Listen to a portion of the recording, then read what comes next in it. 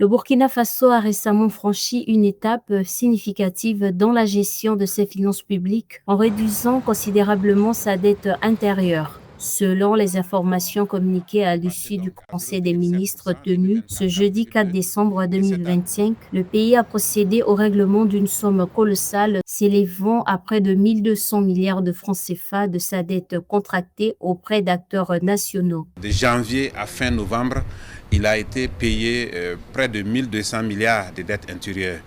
Et donc, ce qui fait que le solde aujourd'hui est à 161 milliards.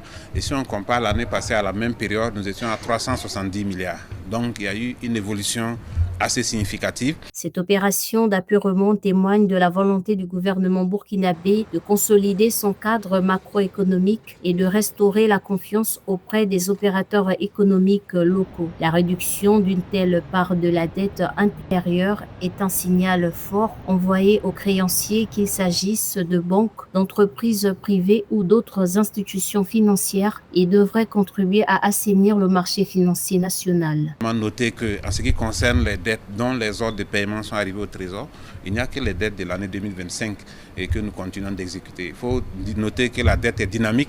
Même si on règle tous les soldes aujourd'hui, ça se constitue toujours dès lors qu'il y a de nouveaux engagements qui sont réalisés au niveau des différents ministères. Mais les efforts vont continuer pour que le paiement régulier de la dette intérieure, comme nous le constatons actuellement, va permettre de relancer considérablement l'économie.